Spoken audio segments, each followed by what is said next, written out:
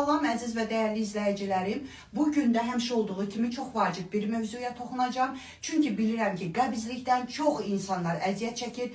Sena çayından, acılıq otundan, bisakadil, nə bilim qutalaq, cürbəcür saydıqca adları bitməyən, dəvə gözü, nə bilim mən nə, bəzən mən gülmək üçün deyirəm eşək qulağı, cürbəcür vasitələrdən istifadə edirsiniz qəbizlikdən özünüzü azad etmək üçün. Amma onların nələrə ziyan olduğunu sizə deyəcəm və xahiş edəcəm ki, sağlam qidalarla sağlığınıza riayət edərək bağırsağınızı düzəltməyinizi xahiş edəcəm.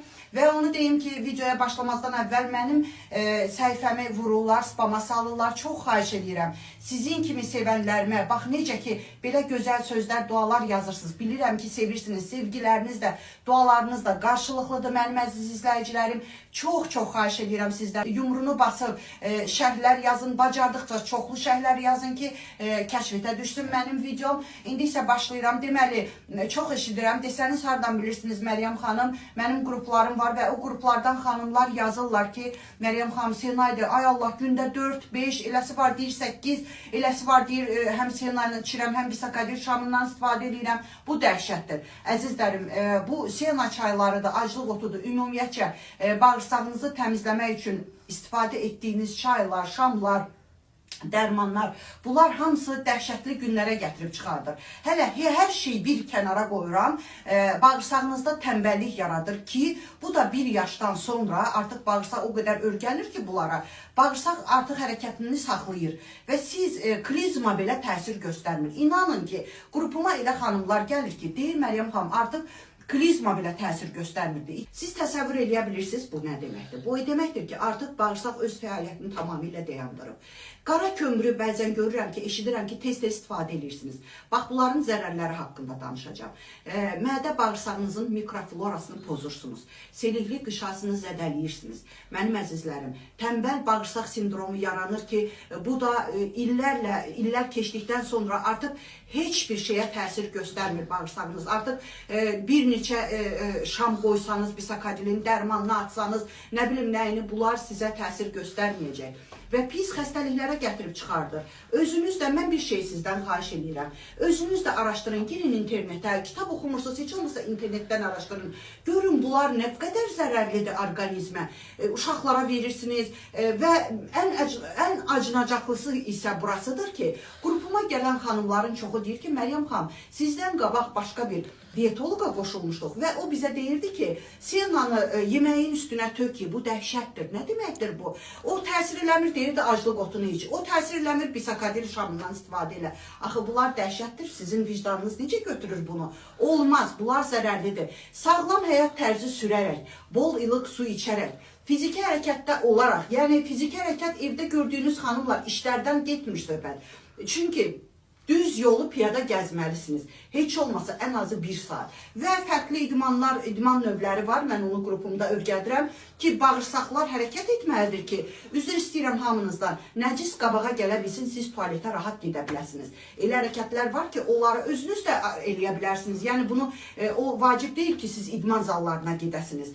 Və sağlam yeyin, yeməyinizi çoxlu çiynəyin, xahiş edirəm sizdən. Mən qrupumda səs atanda xanımlara deyirəm ki, isti su həyatdır, isti su eşqdir, isti su sevgidir, isti su cavanlaşmaqdır, qırışların açılmasıdır, üzünüzün nəmli olmasıdır. İnanın ki, onu saymaqla bitmir. Görürsünüzmü? Bunlardan ötürü sizdən pul getmir. Bunlardan istifadə edərək siz bağırsağınızı düzəldə bilərsiniz ki, olsun ki, həmən o dediyim, saydığım cürbəcür magnesulfat tuzu, elə bilirsiniz ki, ziyansızdır, xeyir ziyandır. Gündə qazım köpüm var, qara kömür içirəm. Birincisi, çox mənə müraciət edənlər deyir ki, Məryəm xanım, nə yeyirəm, içirəm, mədəm köpür, mədəniz köpmür. Mədəniz köpürsə də qaraciyəriniz demək ki, yüklənir. Qaraciyər də yüklənirsə, bu birbaşa zəncirvari bir-birinə bağlıdır. Ötkisəniz demək ki, süzmür. Görün, siz orqanizminizi nə günə qoyursunuz?